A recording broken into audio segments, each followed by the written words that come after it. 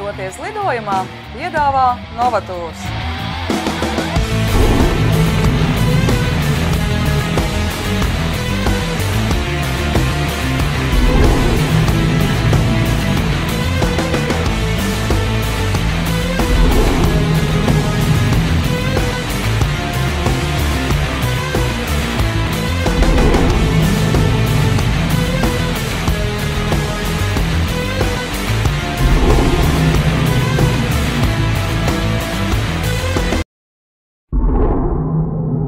Ir prieks jūs sveikt jaunā darba nedēļā, kas šajā reizē nāk ar jaunu mēnesi un pirmo advents vainagā iedegto svecīti. Ir sācies Ziemassvētku laiks, kad, protams, katrs no mums grib kļūt labāks, darīt labākus darbus. Un šajā reizē raidījuma lidojuma plāns pirmais stāsts būs tieši par labiem darbiem. Kādu laiku atpakaļ jau stāstījām jums par labumiem, ko katrs no mums var gūt, lietojot Baltic Miles lojalitātes karti. Ar tādas palīdzību katrs var tikt gan pie bowlinga spēlēm un kinobiļetēm, gan lidojumiem un daudziem citiem labumiem.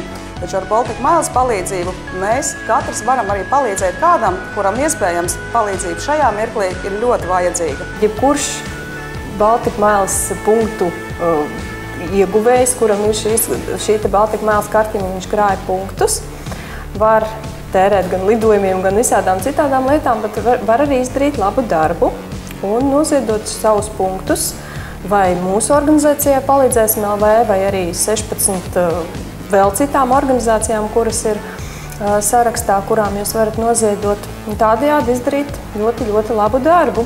Jo tas varbūt liekas no sākuma, ka tie punkti nav daudz un kā nu es ziedošu, kas no tā mainās, bet uz šobrīd statistika rāda, ka no šī gada janvāra līdz pat oktobrim mums ir noziedoti punkti, kuri naudas izteiksmē pārvēršot ir kaut kur aptuveni 750 latu šobrīd, un tas, mūsuprāt, ir daudz. Šeit ir svarīgi tas, ka tie visi punkti, kas jums ir sakrāti, pilnīgi visi tiks pārvērsti naudā un nodot tai organizācijai, kur jūs esat izvēlējies. Un Baltic Miles to dara arī bez komisijas maksas un negūstot nekādu labumu no tā.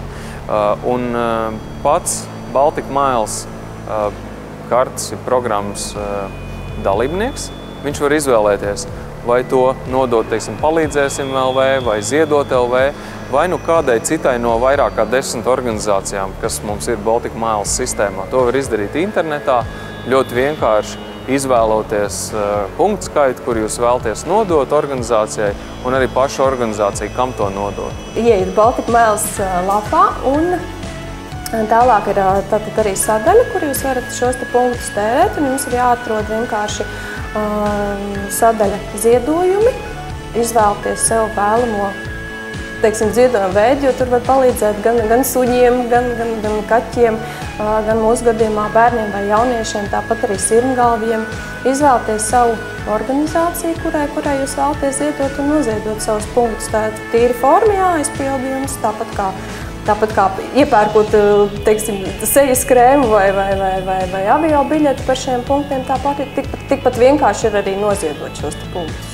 Taču, ja pērkot dažādas preces un pakalpojumus, mums jārēķinās, ka būs jāatver arī maksu no tā, kāda naudas zīme jāizņem, tad, izmantojot Baltic Miles, jebkurš punktu krājējs kādam patiesi var palīdzēt no saviem līdzekļiem, neko papildus netērējot. Tā jaukā lieta ir tā, ka atcerieties, ka tos punktus jūs arī iegūstat faktiski jau veicot ikdienas pirkumus. Jūs pērkat degvielu, maksājat to degvielas cenu, un jūs nepiemaksājat tāpēc, ka jums nāk klāt punkti. Jūs ejat uz veikalu, maksājat ar karti, savu Baltic Miles karti, jūs maksājat to pašu cenu, bet jums nāk klāt punkti.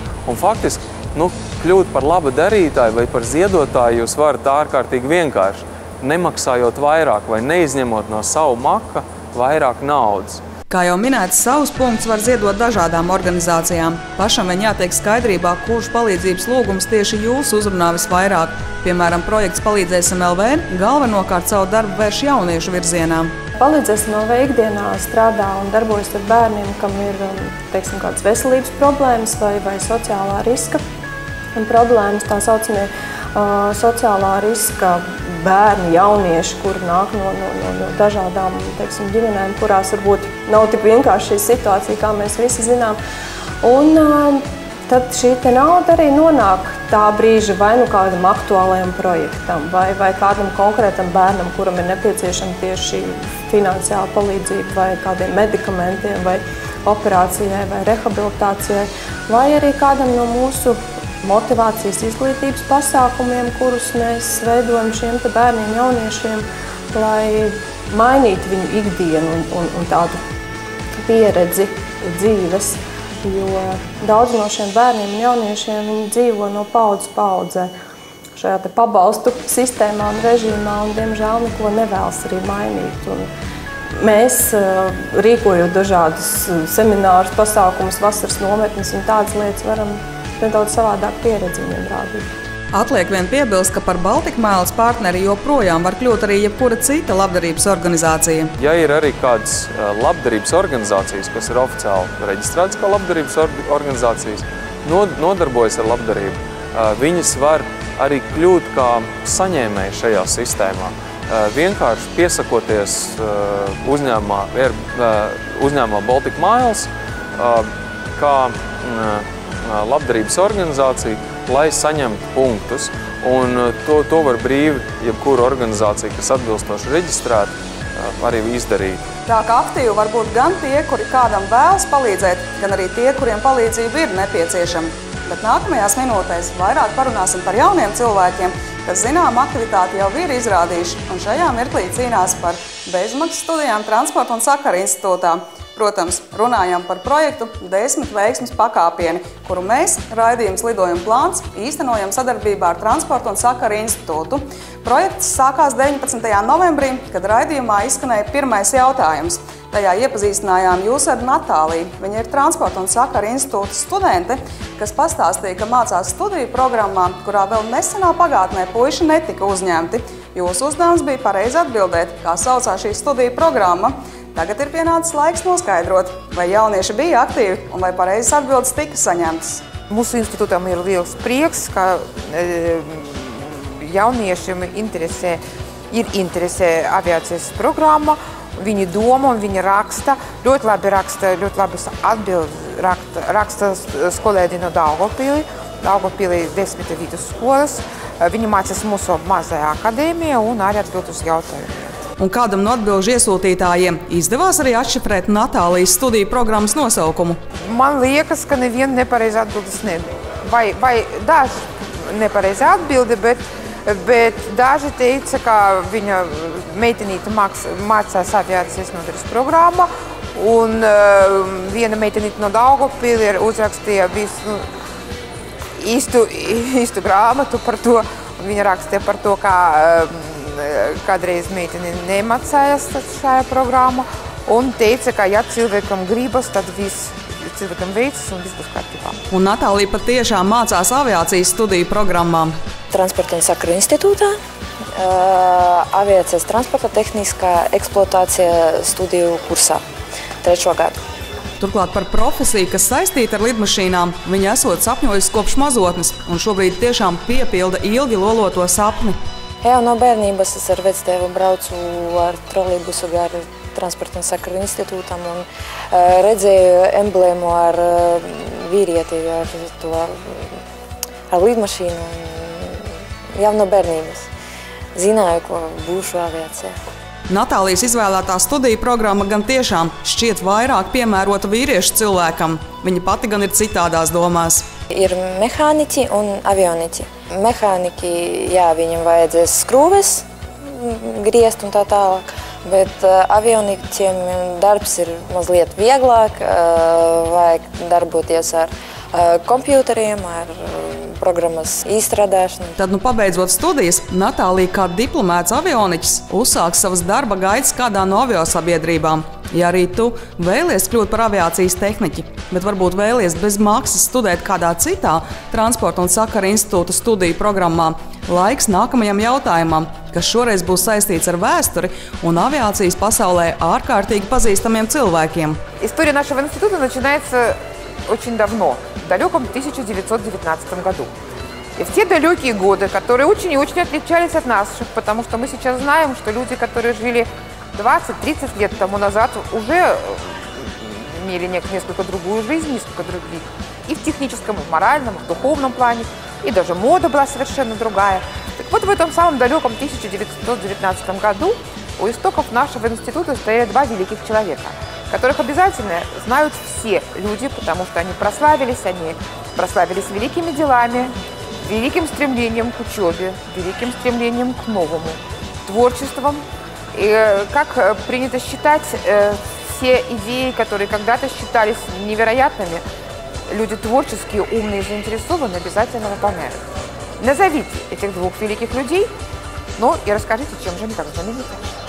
Nu ko, jautājums ir izskanējis. Atliek vien piebilst, ka atbildes tiks gaidīts 1 nedēļu. Tās jāsūt uz ekrānā redzamo e-pasta adresi, un atbildes tiks gaidīts no tiem jauniešiem, kas ir piereģistrējušies Transporta un sakara institūta interneta mājaslapā.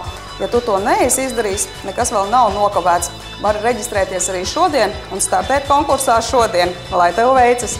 Bet mēs būsim atpakaļ pēc pavisam īsa mirkļa, kad iepazīsimies ar ārkārtīgi draudzīgiem muitniekiem. Dažiem ceļotājiem gad viņi mēdz maitāt dzīvi.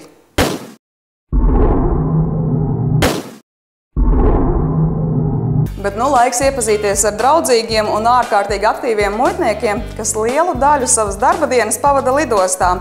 Lielākoties pasažieros viņi izraisa smaidu un patīkamas emocijas, taču ir arī tādi, kas uz šiem muitniekiem raugās ar sarauktu pieri. Un jāteic ne bez pamata, kā nekā šiem muitniekiem galvenais darba instruments ir deguns, un to apvest ap stūri nebūtu nav vienkārši.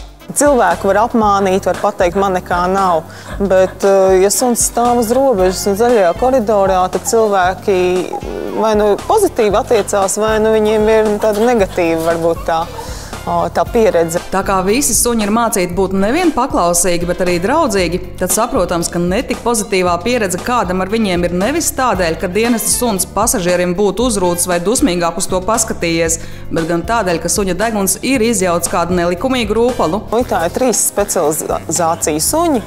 Viena, kas meklē narkotikas, viena, kas meklē tabaku un vēl tāda jauna specializācija skaidrs naudas meklēšanas suņi. Ja Latgalē vairāk strādā tomēr tabakas suņi, arī narkotiku un arī aizbrauc arī skaidrs naudas, tad tomēr pamatā lidostā iet visas šīs specializācijas un visiem ir rezultāti un viss notiek. Šogad vispār arī lidostā strādājušie suņi jau ir 30 gadījumos atraduši narkotiskās vielas.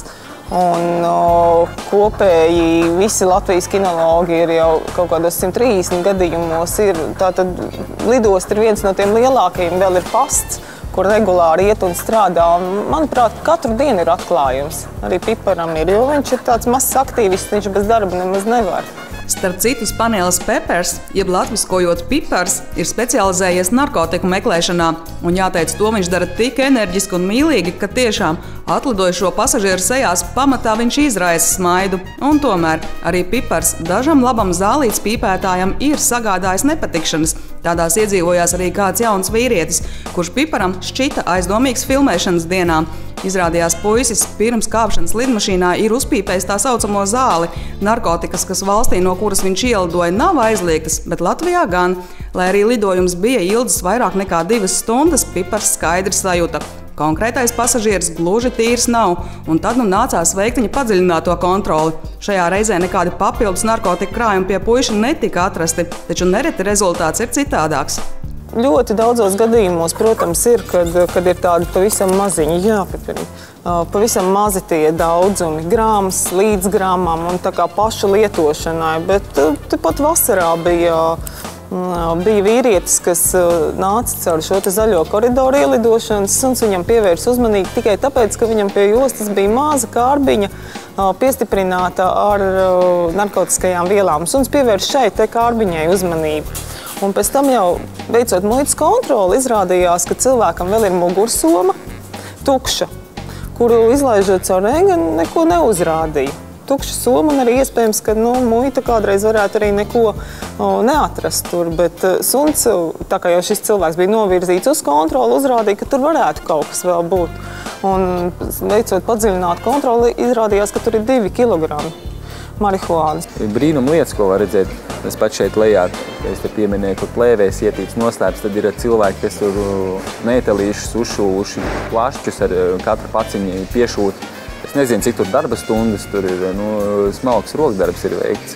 Katru paciņu piešūt un tur iekšā paciņu bloki ir iešūti, pa paciņai piešūti klāt. Un ar audumiem un visu, lai tā, lai nepamana un uzvelk virsū un cilvēks, piemēram, nāk iekšā pār robežai, pat nevarētu iedomāties, ka tur ir, bet, suns norēģē un pasaka, ka tur kaut kas nav kārtībā. Jā, jūs nepārklausījāties. Melnais vilks Neris tiešām ir pieķēris kādu it kā zolīda paskata kungu, kurš ģērbies savā plašķītī, iespējams citādu uzmanību nebūtu piesaistījis, bet suns savoda. Kaut kas te īsti kārtībā nav. Un tad gluži kā filmā, kur paverot plašķīti tiek klienta apskatē izlikti visdažādākie rokas pulksteņi un citādas labas lietas, te atklājās pamatīgs cigarešu klāsts. Paver plašķīti, un tad viss vienkārši ir iekšā. Cilvēks pēc tam pats, kad viņa tur ir nosarcis, viņš tur viņam pajautā, kurš tad tev kaut kāds vienkārši vīrietis ar spēcīgām darba rokām. Tu redzi, ka tur viņam kāds pats viņu piešūt, tu uzreiz redzi, ka tas nav viņa darbs, ka kāds vēl viņam tur stāvējis un to darbu darījis. Melnais Neris gan bieži vien pasažieriem nemaz nav redzams. Lielākoties viņa muitnieka pienākumi ir pie bagāžu lentām. Pa tām uz lidmašīnu tiek transportēta visa reģistrētā bagāža.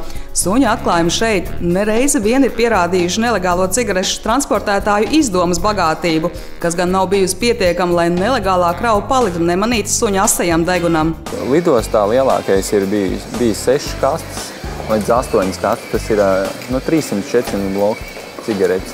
Bet tas nav vienā čemodānā, bet tas ir vairākos. Piemēram, bijām lejā, redzējām tie bagāžas rati. Mēs nākam reisa kontroli un ejam ar sunīti gan pa lentām, gan arī ar ratiem. Un viņš norēģēja uz vienu čemodānu, izņem ārā, skaties, liels daudzums. Viņš tālāk turpina, un beigās tur nāk, tur rodas, un beigās tur lieli apjomi vērtīgi. Veidi, kā nelegālo kravu ir mēģināts iedabūt lidmašīnā un aiztransportēt, mēdz būt visdažādākie. To efektivitāte gan nav izcila. Vairāk varianti bijuši, kad viņi cenšas bagāžu nodot pēdējā brīdī, viņi cenšas nodot ļoti laicīgi iepriekšējā dienā ar cerību, ka nepamanīs. Tad ir veidi kā slēpšanas, kā somas plēvēs ietīt, ar silikonu novilkt plasmašu čemodāniem apkārt tādas lietas kā folijā. Domā, varbūt, ka rengens vai suns nepaņems, un tad kafiju ber apkārt, bet tas viss ir, tā nav. Es viņam varu ieteikt nemaz netērēt spēkus un neslēpt. Gan plikas, gan iefasēts suns abos gadījumos vienādi paņems. Un kā būs, ja kaut ko neatļautu, mēģināsim paslēpt iekš kaut kā ļoti garšīga? Piemēram, vistu šķiņķīšos. Suns vēl spējas domāt par strādāšanu, jeb tikai par ēšanu? Jā, reku pipars nolaizījās. Protams, ja vistu šķiņķīšus suns, protams, ka nolaizīsies. Priekš tam ir kinologa acis. Viņš uzreiz redz sunim savādāk reakciju. Tad varbūt, ka tur ir kaut kas garšīgs. Un cilvēki arī saka, jā, viņš manu desu sauoda. Un lai viņš sauož to desu, tas ir ļoti dabiski. Bet tāpēc ir kinologs, kas pēc tam paskatās, vai tur vēl kaut kas nav. Bet citādi, protams, ka cilvēki mēģina noslēpt, likt kafijas biezumos, likt ar pipariem. Bet, sunim ir tas unikālais deguns. Viņš jūt cauri un pievērš tam uzmanību un arī kādreiz šķauda un kaut kas nav riktīgi. Tad skaidrs, ka tur kaut kas ir tāds, kas ir jāskatās tālāk jau cilvēka rokām un jāliek rengenā un jāveic kontroli, jo suns jau tikai tāds indikators maziņš. Maziņš, bet tiešām spējīgs indikators, kurš tīri komfortabli jūtas arī uz bagāžas lentas, kur jāposta visu pasažieru koferi. Mums par prieku arī šeit Pipars nodemonstrē savu aso degunu un ar pirmo piegājienu atrod somu, kurā iepriekš tīšaprāt bijām paslēpuši narkotikas.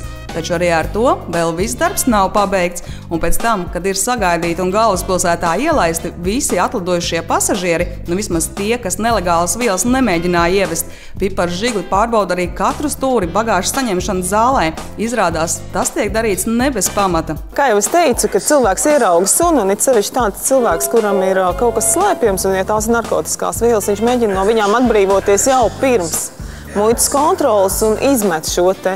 Jo suņa degunam tu garām nepaies, un tad ir tā, kad kinologi pēc tam jau palaiž pa zāli suni, un viņš tiešām atrod šeit izmestu marihuānu, izmestu hašišu. Varam vien piebilst, ka kopā ar Piparu un Neri, kur ir speciālisti narkotiku un cigarešu meklēšanā, ar šā gada vasaru lidostā strādā arī tā saucamie naudas suņi, jo arī skaidrs naudas pārvadāšanā ir zināmi noteikumi. Lai cilvēkus radinātu pie to ievērošanas, suņi labi palīdz. Skaidra nauda, kas pārsniedz 10 000 eiro, ir jādeklarē.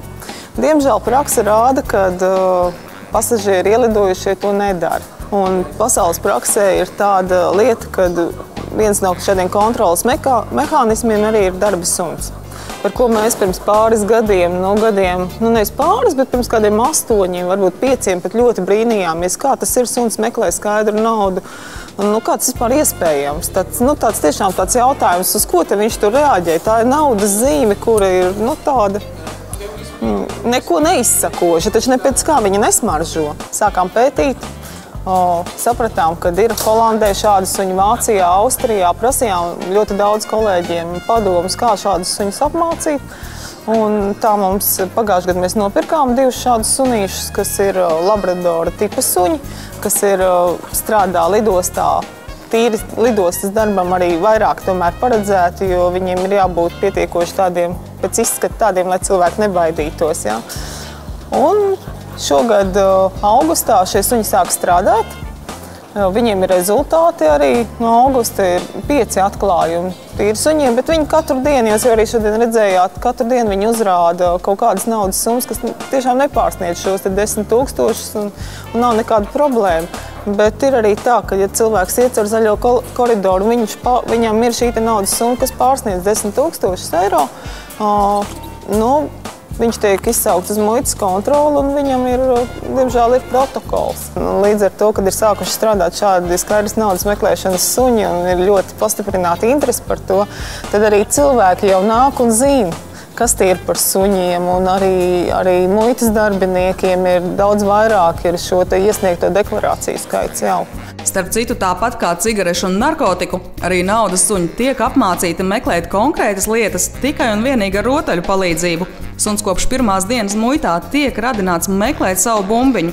Rotaļlietas sameklēšana viņam ir lielākais prieks un laime. Tādēļ, lai tiktu līdz bumbiņai, viņš ir gatavs izošņāt tik koferus, cik nepieciešams. Tad ir tas princips, ka šo te bumbiņu mēs paslēpjam, viņš iemācās viņu meklēt un dabū paspēlēties ar bumbiņu. Un tad jau, kad viņš to ir iemācījies, tad viņam pieliek kaut ko konkrētu klāt. Vai tā ir narkotiskā viela, kur viņš iepazīst šīs smaržas. Starp citu 7 vai 8, vairāk 9 dažādas smaržas, kuras viņš atpazīst. Un tad, kad viņš ir atpazīstis, tas ir apsēžoties, skrāpējot, rejot, tad viņš dabū šo te bumbiņu kā balvu.